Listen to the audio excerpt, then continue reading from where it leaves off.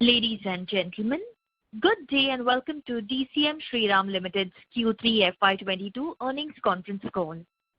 As a reminder, all participant lines will be in the listen-only mode and there will be an opportunity for you to ask questions after the presentation concludes. Should you need assistance during the conference call, please signal an operator by pressing star then 0 on your touchtone phone. Please note that this conference is being recorded. I would now like to hand the conference over to Mr. Siddharth Rangnekar from CDR India. Thank you and over to you, sir. Thank you. Good evening and thank you for joining us on DCM Shriram Limited's Q3 and 9M FY22 Earnings Conference Call. Today we have with us Mr. Ajay Shriram, Chairman and Senior Managing Director, Mr. Vikram Shriram, Vice Chairman and Managing Director, Mr. Ajit Shriram, Joint Managing Director, Mr. KK Kaul, Whole-Time Director, and Mr. Amit Agarwal, CFO of the company. We shall commence with the opening remarks with Mr. Ajay Shriram and Mr. Vikram Shriram, following which we will have an interactive question and answer session. Before we commence, please note that some of the statements made on today's call could be forward-looking in nature, and a note to that effect has been included in the conference call invite circulated earlier. I would now like to invite Mr. Ajay Shriram to give us a brief overview on the company's performance and his views going forward. Over to you, sir. Thank you, Siddharth. Good evening, ladies and gentlemen, and thank you for joining us on our Q3 and 9-month financial year 22 earnings conference call. I would like to wish all of you a very happy new year. I hope all of you and your families are staying safe and keeping well. I will walk you through the business developments. Thereafter, Vikram will follow with his thoughts on the financial perspectives. We are glad that our businesses reported an overall healthy performance despite the operating challenges during the quarter. The input and output prices of chlorovinyl businesses were at levels never seen before. The volatility was extremely high and unidirectional. Compounding this problem was the supply constraints. Late rains in the Rabi season posed challenges to the agri-input businesses. Most of our businesses managed the situation well and delivered growth along with better margins. You are aware that we are investing in further strengthening the businesses through scale, integration, and cost optimization across our chemicals, sugar, and Fenesta businesses. Other businesses like Shriram Farm Solutions are OPEX intensive and are growing in scale. In this quarter, we have announced additional investments in the sugar business. These steps will help us maintain the growth momentum as well as manage volatility better. I would now like to take you through the business-wise key developments of the company. Chemicals. The operating environment in the business is very dynamic. The prices of caustic soda moved to historical highs during the first 2 months of the quarter, driven by supply constraints from US and China. The abnormality of high energy prices added to the cost of production, and that went up substantially. Global supplies started getting restored from November onwards, post the hurricane in the United States and end of the dual control policy in China. The current international prices have come down from a peak of about $500 to $550 per metric ton. Going forward, there are planned shutdowns for some US manufacturing plants, and the impact is yet to be seen. Domestically, demand from key consuming sectors remains stable.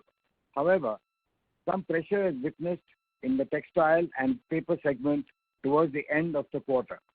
Domestic caustic soda prices are moving in line with international prices. Chlorine is under pressure due to increased operating rates of chlor-alkali manufacturers and lower demand for some consuming sectors.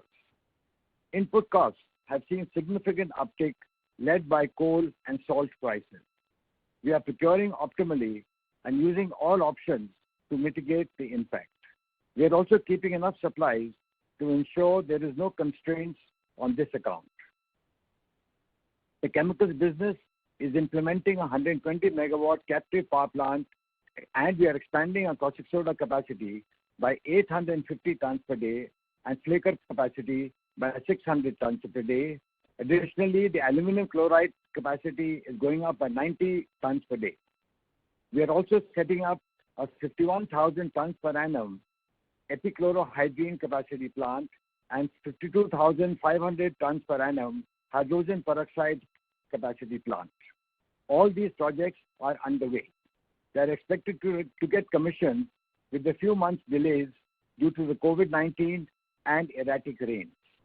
Project costs are also expected to increase given the reconfiguration of projects based scale efficiencies, market demand, and increase in commodity prices.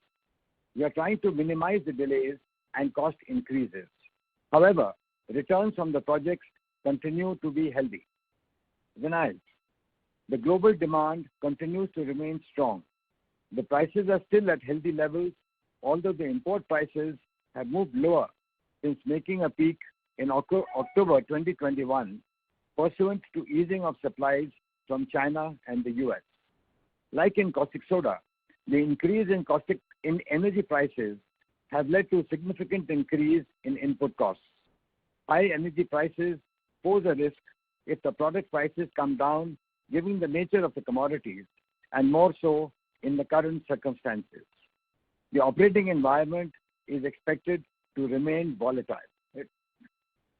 Sugar. The domestic sugar production expectation in the current season is 30.5 million tons. The sugar production till 31st December 2021 stood 4.3% higher at about 11.5 million metric tons compared to the same period last year. In the current season, we saw cane crush of our factory saw cane crush of 212 lakh quintals versus 203 lakh quintals last year as on 31st December. Recoveries on fine molasses basis till 31st December for the season stood at 10.5% for sugar season 22, vis-a-vis 10.7% for sugar season 21. Global sugar is expected to be deficit, which will keep the international prices firm. Given that the government has not announced export subsidies, India is expected to export about 5 to 6 million metric tons of sugar in the current season versus about 7 million metric tons in the last season. Currently, the net realization on exports is lower than the domestic prices. During the quarter, we produced ethanol via cane juice route as well as B-heavy molasses. Sugar diverted to cane juice and B-heavy ethanol till 31st December 2021 stood at 4.3 lakh quintals versus 2.1 lakh quintals in the same period last year. We will continue to strive for an optimal mix for our distillery and sugar operations. At the sugar business, we are setting up 120 kiloliters per day multi-feed distillery and increasing our sugar refining capacity from 500 ton crush per day to 26,500 tons crush per day, and expanding our sugar capacity by 3,000 tons per day, among others. These projects are expected to be commissioned within planned time and cost estimates. Agri inputs. The segment includes Shriram Farm Solutions, Bioseed, and the fertilizer businesses.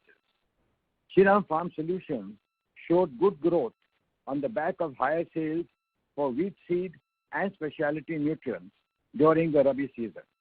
During the Rabi season, sowing got delayed due to untimely monsoons, which affected the business to some extent. The thrust on value-added inputs continues, together with focus on research-based varieties with a view to deliver consistently good performance. Bioseed international operations are doing well. For Bioseed India, it is a short season with main season being Kharif. The business is making efforts to launch new products and scale up. We are very hopeful of a better performance over the medium term. The fertilizer business, the operations are stable. However, the urea subsidy outstanding is higher than expected levels given the increase in gas prices. Outstanding stood at 450 crores as on December 31st, 2021 versus 624 crores as on December 31st, 2020 and rupees 153 crores as on 31st March 2021. Fenesta delivered a healthy momentum on the back of enhanced sales in the retail and project segment. Whereas the impact of the previous waves of the pandemic has abated, there may be some impact from the third wave.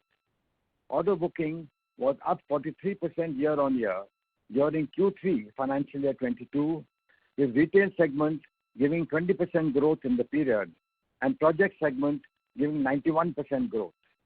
We continue to expand capacity, reach and product range while enhancing service levels in order to maintain a healthy performance outlook.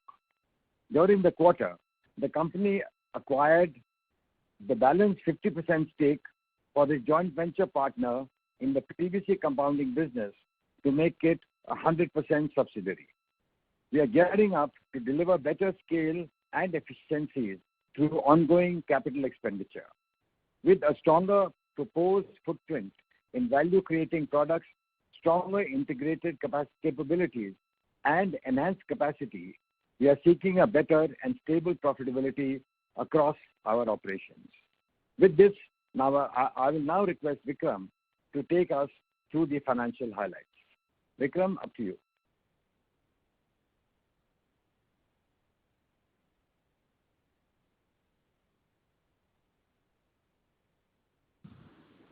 Mr. Vikram, your line is unmuted. You may please go ahead, sir. Babu, your phone is on mute. Oh, thank you.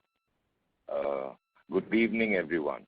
A very happy, safe, and healthy new year to all of you.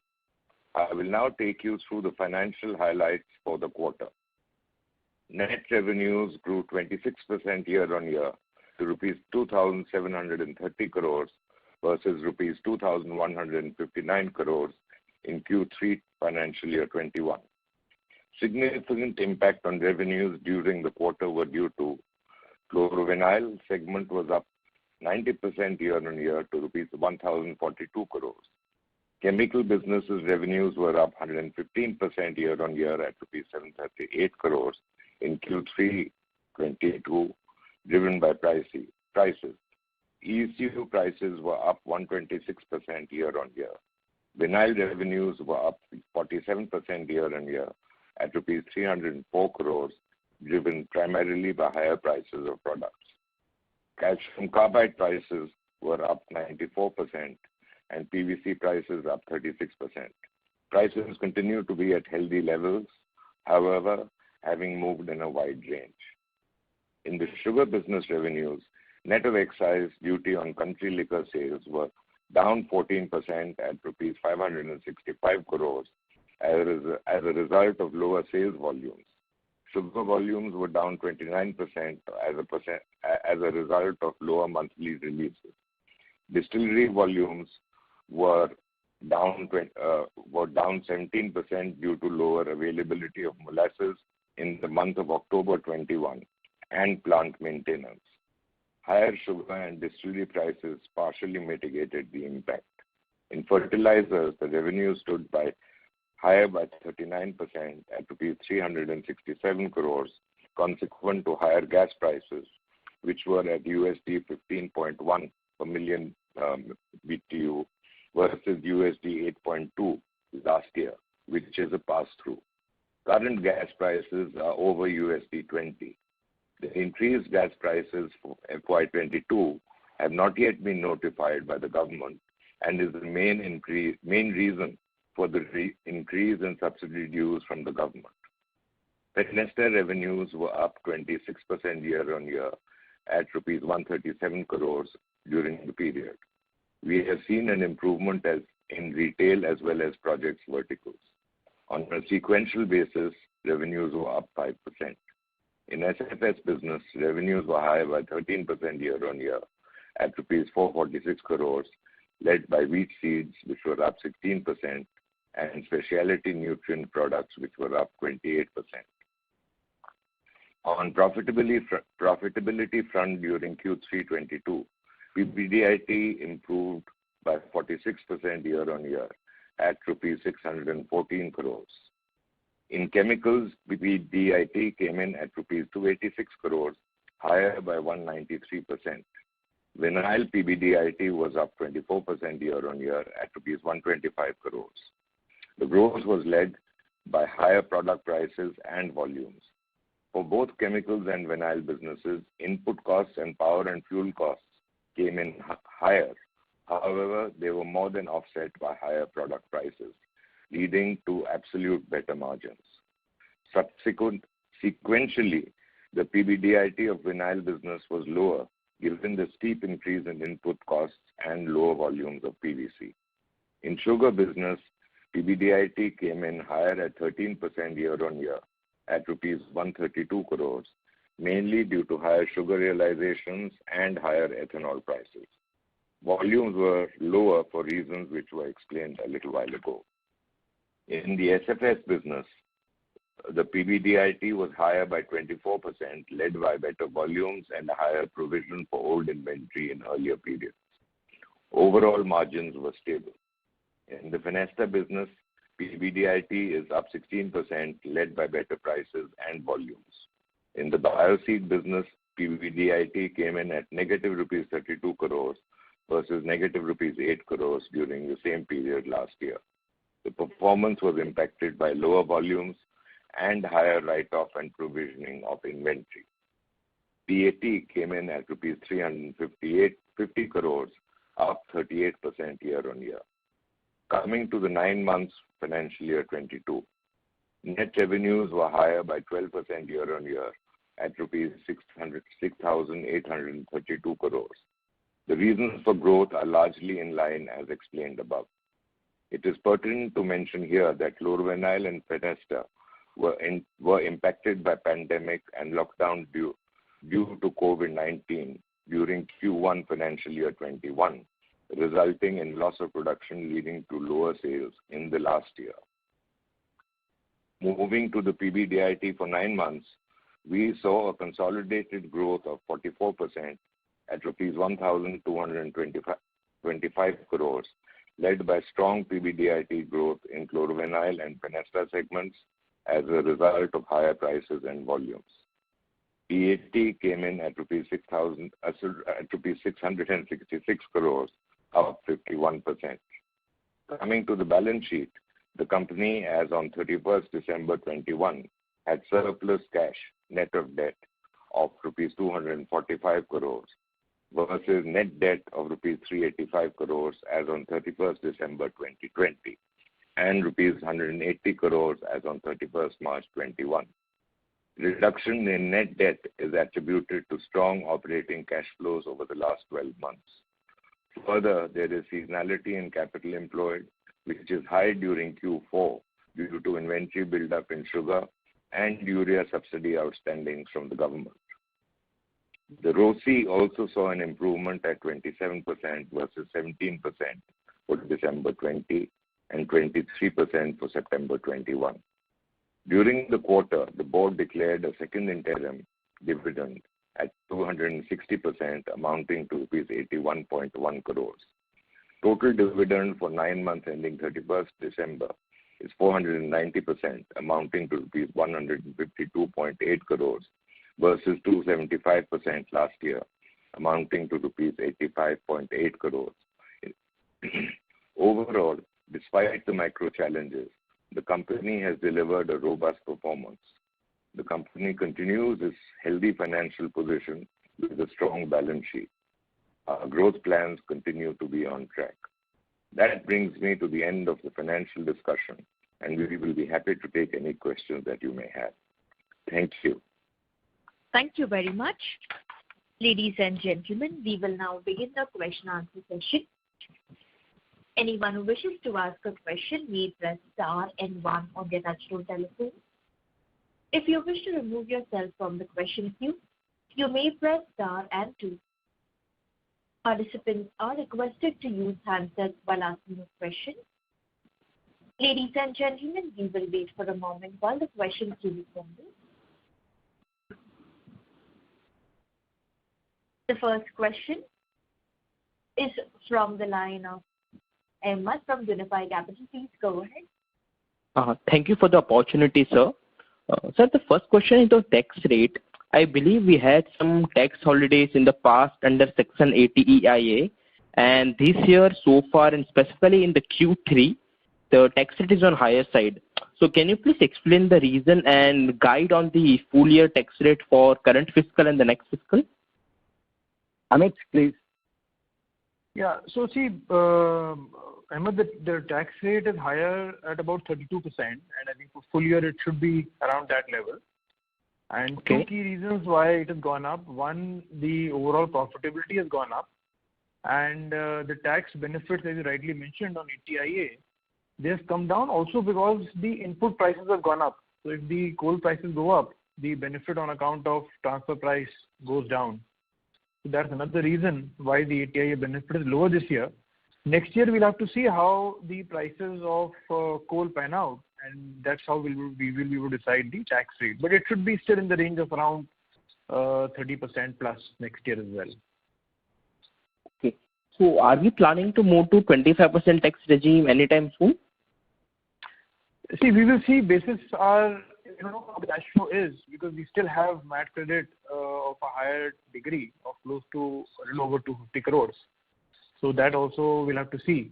So probably not immediately, definitely not in next year, probably the year after that, or maybe 1-2 years down the line. Okay. Fine. Makes sense. Thank you.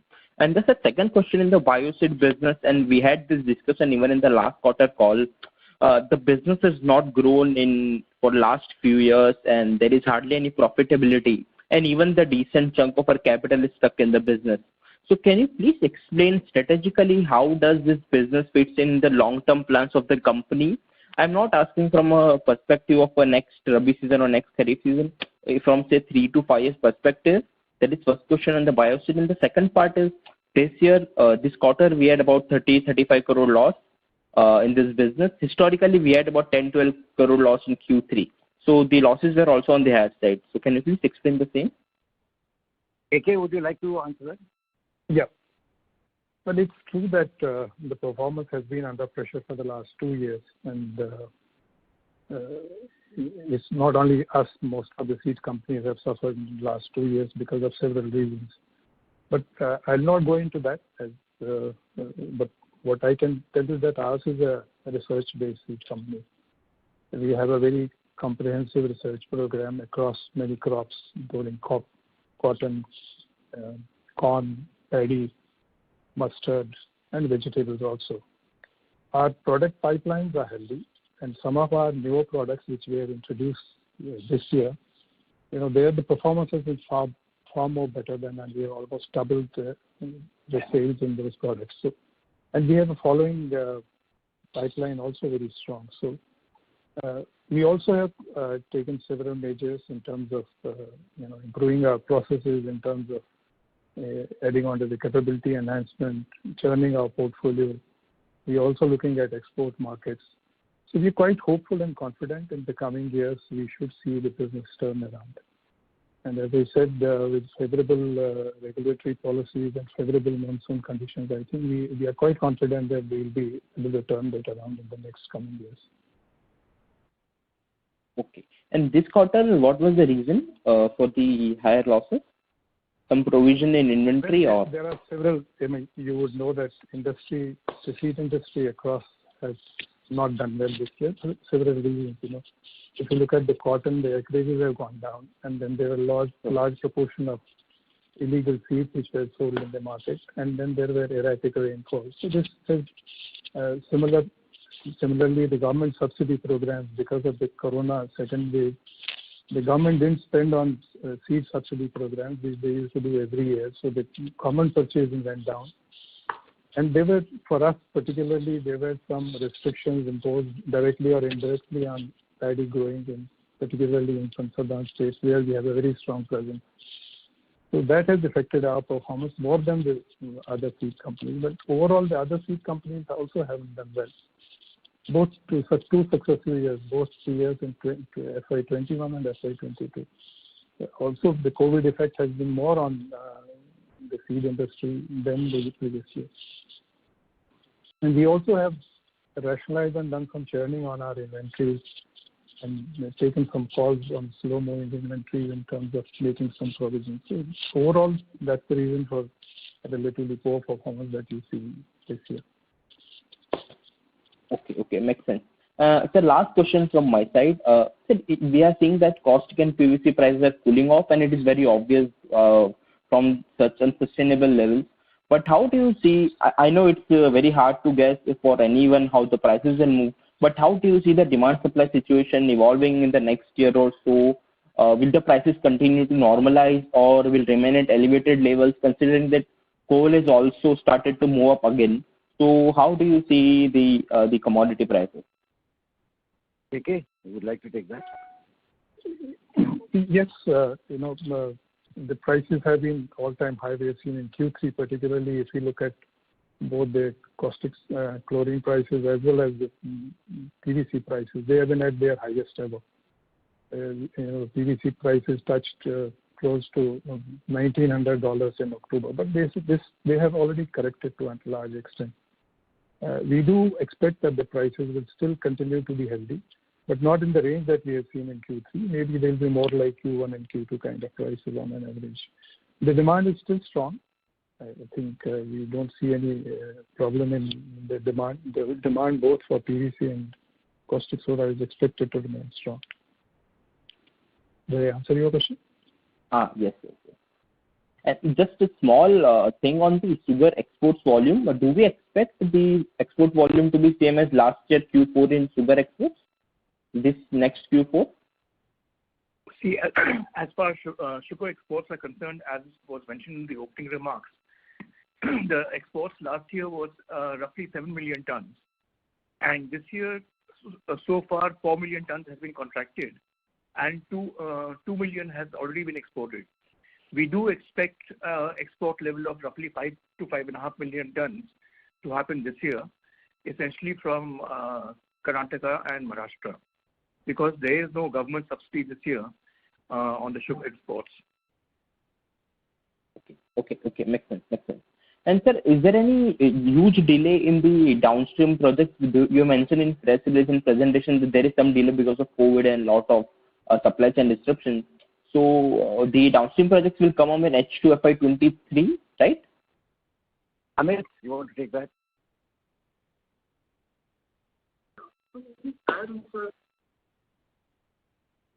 Yes. Sorry, as mentioned in CMD's message as well, that we are expecting delays given the COVID-19 waves and erratic rains. So yes, there will be a delay, but that delay should be not more than a quarter. And we are trying to see how best we can curtail the delay. Okay. That answered my question. Thank you so much. Yeah. Thank you. Thank you. The next question is from the line of Pratiksha from Equatus Investments. Please go ahead. Good evening, sir. Thank you for the opportunity. So my first question is on caustic. So in the presentation mentioned that the exports have gone up at industry level. Are we seeing similar trend for DCM Shriram? And how do we see this trajectory going ahead? Do we think that export will be a higher contributor, relatively speaking? Yes. If we see the performance last year and for the coming year, the fortunate part, as I mentioned earlier, also was the international prices are fairly satisfactory. So because of that, we do expect exports to go up. Our exports also almost doubled. We did, I think, if I recollect, 22,000 tons earlier. This time we did about 44,000 tons, 45,000 tons. So it is going up, and we expect it to go up a little more in the coming year. Okay. And do we have any, margins are better in export or domestic or vice versa? How does it work? These are commodities. So the prices of commodities vary. So I think it's a matter of really finding a balance between supply and demand. So that's our objective. We undertake exports whenever we can, depending on supply-demand situation in the country also. Right. And in your opening remarks, you mentioned that some of the supply constraints in October are back, and you expect certain plant shutdowns in USA. If you could just elaborate about how do you look at supply constraints for, say, next 2 quarters, in overseas market? I think overseas is difficult to say because of climatic conditions. The changes happen so rapidly. But I think our expectation is that yes, the international prices have subdued compared to the peaks they reached, and the peaks they reached also were unusual. I mean, we have to be honest with that. That's not tenable. But it's come down to a more decent level, and we expect it to stay around this level for some more time. Okay. And how about power cost, sir? Do we think that also has peaked out, or we continue to see certain input pressure ahead also? See, the power cost, if you know, the coal cost couple of months back had peaked a lot. But it's come down. But it's picked up again a little bit because Indonesia banned the export of coal 2 months back. Right. So industry has taken it up in Indonesia also, from India also. So it's gone up a little bit. But I think the input cost will be a little challenging going ahead. You know, because freight is also a serious matter. I think you all are aware that the international freight has also gone up substantially.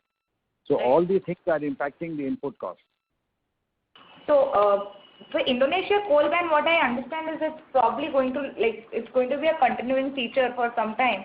So then the prices we can expect to remain high. I mean, while the realizations have moderated, the input costs will continue to remain high. Is that understanding correct? Well, I think the input costs, because there's coal available in South Africa also and other countries also. So it's not only Indonesia. And Australian coal is also coming in. A lot of that is going to China, which was going earlier from Indonesia also. So coal is moving around. And our expectation is, from what we discussed and understand, that Indonesia might change their policy going forward. Because all the coal in Indonesia is not being picked up by the domestic users. So if they change the policy, it will definitely ease the situation. But, you know, commodity prices are so volatile. No one can make any commitment. Understandable. And sir, on sugar, if we could just highlight what would be the mix of our ethanol from juice versus B heavy versus C heavy, and what would be our optimum target mix that we would have, like? Ajit? Amit, do you have the breakup?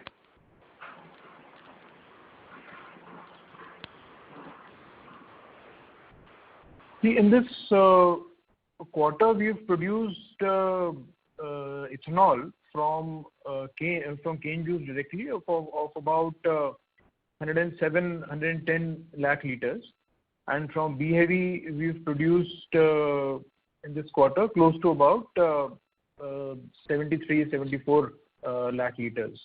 So that's the broad breakup in terms of our ethanol. Okay. And if you could just explain why would we, what kind of dependence we have on outside molasses, and I would like to assume that we would be self-sufficient. So why would such a situation be created? Ajit? See, essentially we are short of molasses by roughly 12 to 13 lakh quintals. And that's one of the reasons also we are putting up this multi-seed 120 KL distillery, and using of cane juice also enhances the output of the ethanol. So a combination of the multi-seed distillery, use of cane juice, use of more B heavy, and at the end of the day, the effort is to increase the level of crush in terms of lakh quintals. So our cane division is actively working with the farmers to increase the level of cane that we crush, so that we're able to have adequate feed for the ethanol manufacturing. Okay. All right. And last question on Fenesta front. So we've seen some small, slight margin contraction here. So is this more of a strategic call that we would want to increase our scale, and we will be okay to compromise margins to a certain extent here? Who'll take that? Yeah. Actually, there have been severe cost pressures in Fenesta also because of PVC, steel, everything, rupee depreciation, etc. So it's more to do with cost pressures. And it's very marginal. And okay, but would we be able to pass this on? Sorry, could you repeat yourself? Would we be able to pass on these input cost pressures, in our realization, like without impacting our volumes, or this? It is. The plan is, and the working is in that direction. And so far, the new bookings are at a higher price point. But between booking and delivery, there's anywhere between 3 months to 9 months time lag, or 2 months to 9 months. So one can't really forecast the long term. But yes, prices are being increased every month or every 2 months to take care of the cost pressures. All right. And last thing, if you could elaborate a little bit about the aluminum offerings that we are working on, and like how do they compare to our existing, in terms of margins, existing products? So the aluminium. The margins are aluminium systems. Aluminium systems are connected. Aluminium we introduced. Yeah. System aluminium was introduced, I think, about a year and a half ago. And the margins as a percentage may be lower, but the absolute amount is higher. The product is taking traction. In fact, we are expanding our manufacturing, fabrication and manufacturing capacities because it has gone faster than we expected. And we have introduced a new series called Professional Series, which is at a lower price point. So it is taking a good traction, and we expect it to pick up in the time to come. All right. Thank you. Thanks a lot. Thank you. Thank you. The next question is from the line of Nival Jamodia from Anvil Research. Please go ahead. Good afternoon, sir. Good So afternoon. my question is predominantly on the chemical side. So if you could break down the revenues as well as the PBIT between the caustic business as well as our revenue and the PBIT from the value-added products like hydrogen, aluminum chloride. Amit, let's see, what do we say? Yeah, see, primarily the revenue will be from caustic soda itself, caustic soda and flakes. So from other products, it ranges between 15 to 20% in terms of the top line. Now, bottom line always will keep changing depending on how much we are making on caustic. So, for example, in the last couple of quarters, we've seen that the other products have contributed around 30%. This year, because we have earned more on caustic, so it's about 10-12%, the other products' contribution. Okay. And hydrogen is a major part of that. So correct. Yeah. So you mentioned last quarter also the same remarks. Yeah. And sir, second question is on the input cost. Like you mentioned that power cost has gone up because of the increase in the coal cost, and even salt cost has gone up. If you can quantify in terms of in between the quarters, how much is the quantum increase for both of these raw materials? See, as a practice, I'm sorry, we generally don't share our costs, right? Yeah. But yes, there has been a significant increase. So that's there. Correct. Or else if you can say in terms of, let's say if last quarter was on a scale of 100, this quarter how much it has gone up? Some sort of. Yeah, so it would have gone up ballpark. I don't have the number right away, but in excess of 50% is what would be the cost increase. Okay. Thank you, sir. And if I have further questions, I'll join back in the queue. Thank you. Thank you. The next question is from the line of Pratik Tolia from Systematic Shares. Please go ahead. Yeah, hi, sir. Thanks for the opportunity and congrats on good set of numbers. So just a couple of questions. Firstly, again on the cost front. I think in the last call, we had also mentioned that you were looking at various other, inputs apart from coal. I think you were looking at something like lignite and all. So I think we were still working on those ones. So if you can just share what is happening on that, and have we started using, and what percentage of our, this raw material now is our feedstock is coming from non-coal. Amit? Yeah. So, Pratik, both at Bharuch and Kota, it ranges between 10 to 15% as the total mix of other than coal. So whether it is lignite or biomass, depending on availability, that's the kind of mix. Sure. And so in terms of cost-wise? It gets limited because the boiler, there is a limitation of each boiler as to how much it can intake, right? So it's both a mix of availability as well as the type of boiler. And for the cost front, how much are we able to save? So I don't have that number right away, but definitely both these the are percentage. Yeah, that's true. But then it would bring down our total cost by say 8-10%.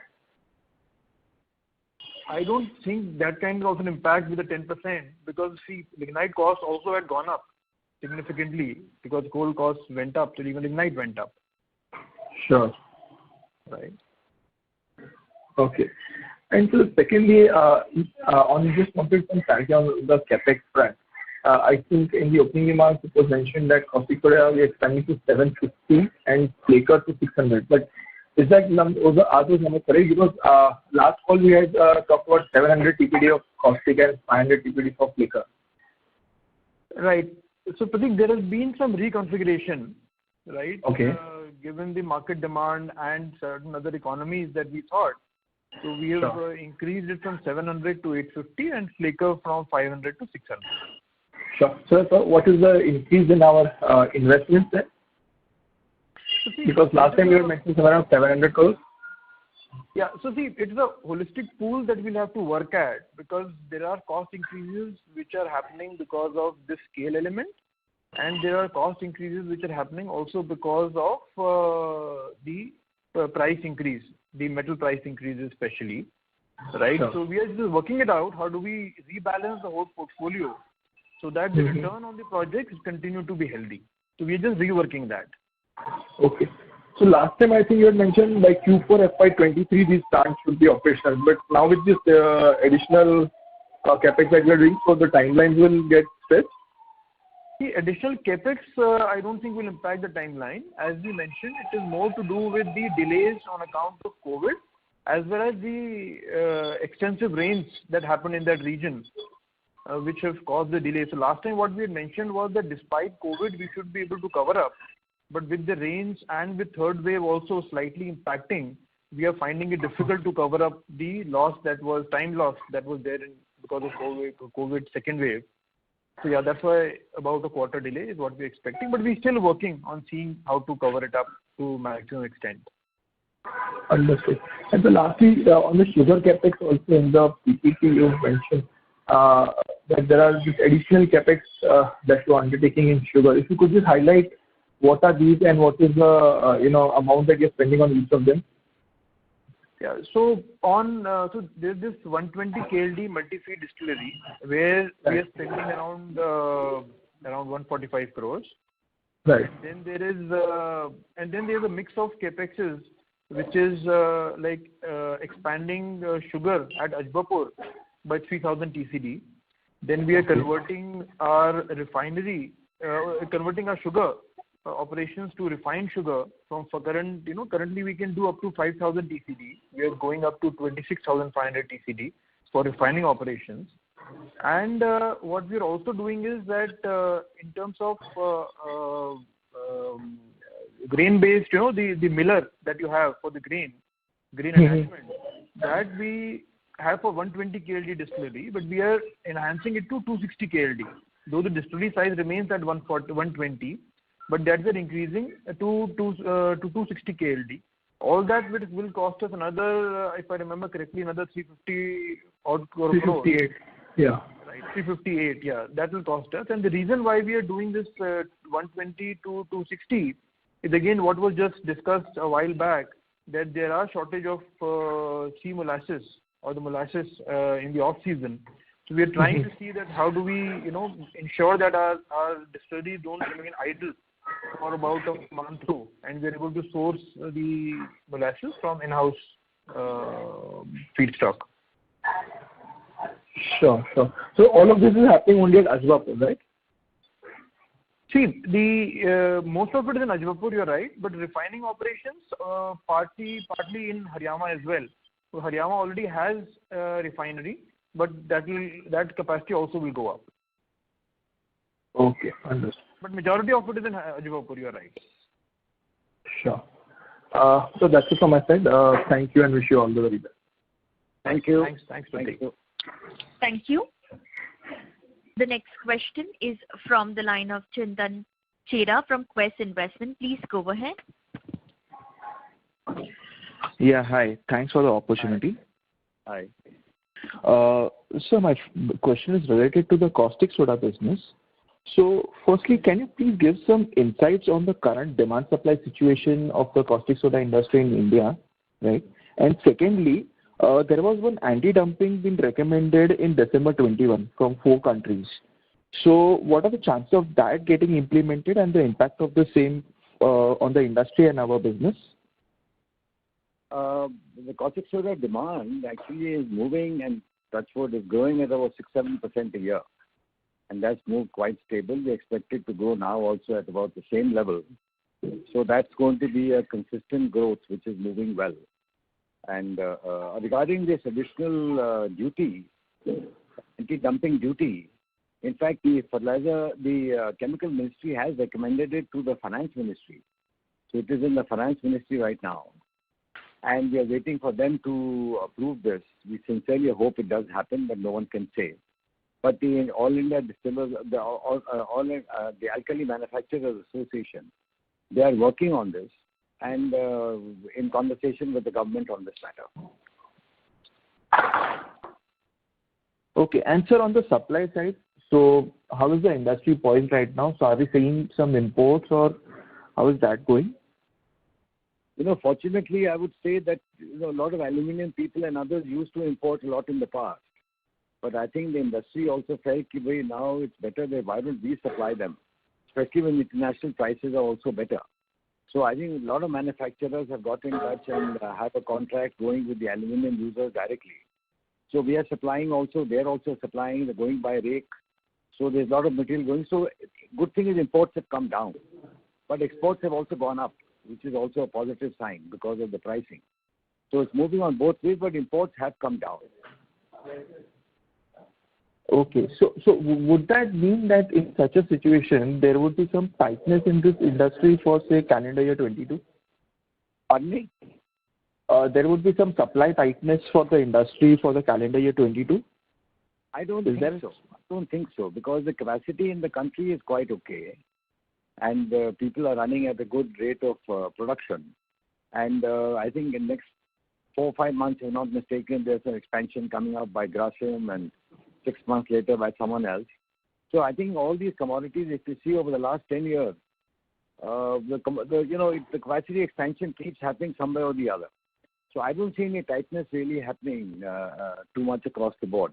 They could be marginal for a short period of time because of some dislocation in movement or something. But there's adequate availability in the country. Okay. And so secondly, the chlorine that we generate as a byproduct in caustic soda, okay. So how much of that we use captively and how much is sold to the outside market? Oh, I don't, Amit, do you remember how much is used captive? So at Kota plant, where we have capacity close to 500 TCD of caustic, there almost 40% has a captive sink with our PVC business, right?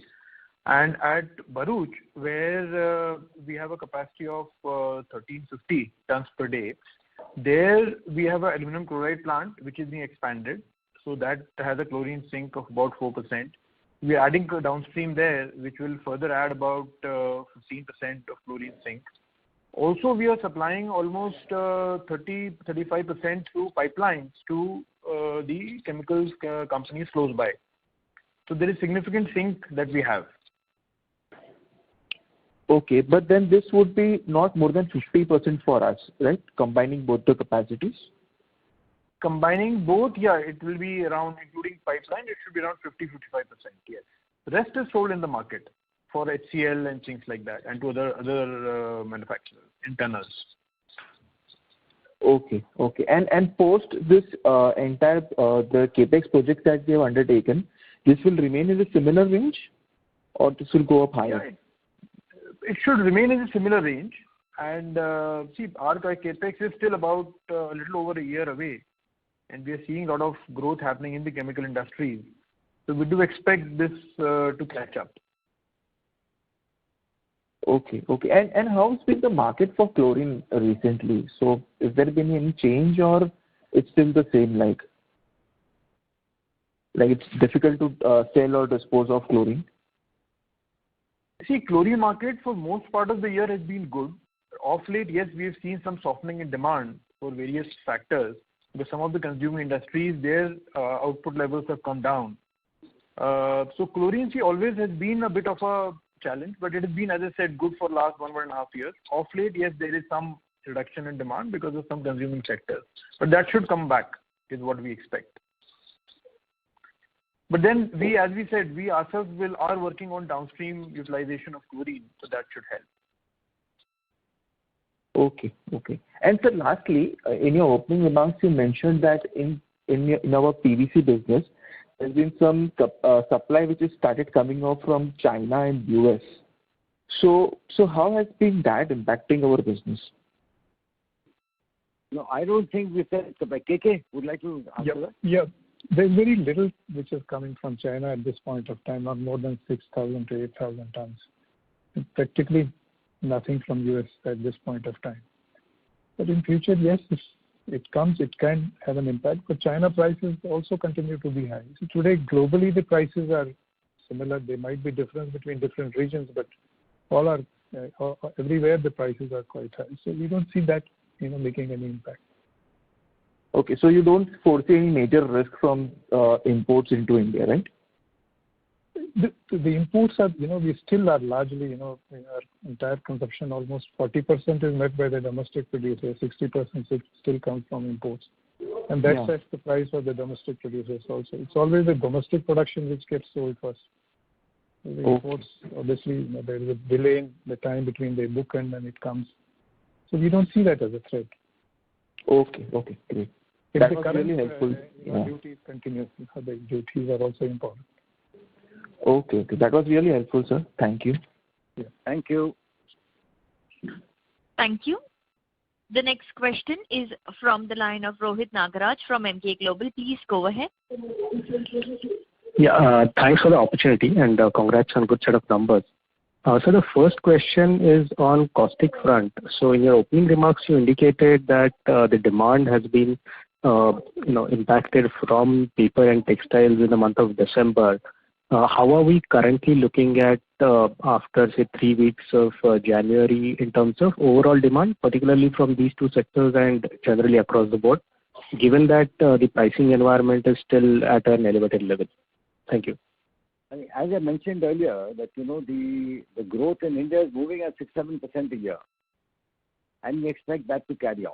A little ups and downs happen due to aberrations in each industry. Frankly speaking, I don't know exactly what is the figure of reduction in paper and all, but 6-7% growth is likely to happen in the coming year also, which is going to keep the industry at a fairly even keel. All right. Fair enough. And sir, the similar question I think earlier was also asked in terms of the input cost and particularly coal power cost. So we have seen again a similar situation as it was in Q2, in Q3. So in current quarter, has the power cost as well as the logistic cost alleviated to some extent, or is it going in the similar direction as it was in Q3? Thank you. Amit? Yeah. So see, as I mentioned in the previous question, that if I see YOY, the costs have gone up in excess of 50% on the overall variable cost front, largely led by energy prices. Sequentially, they would have gone up in the range of 15 to 20%, 20% ballpark.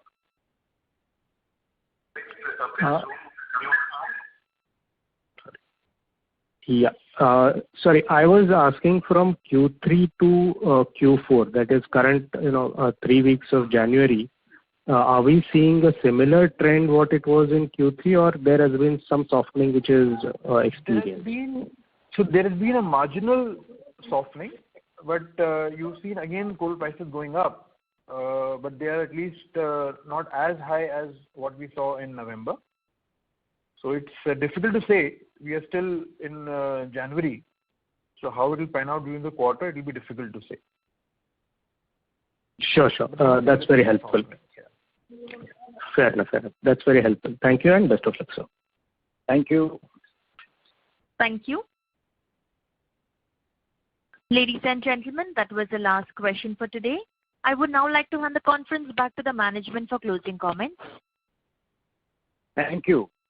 Ladies and gentlemen, thank you for your participation in our Q3 and 9-month financial year ending 22 earnings conference call.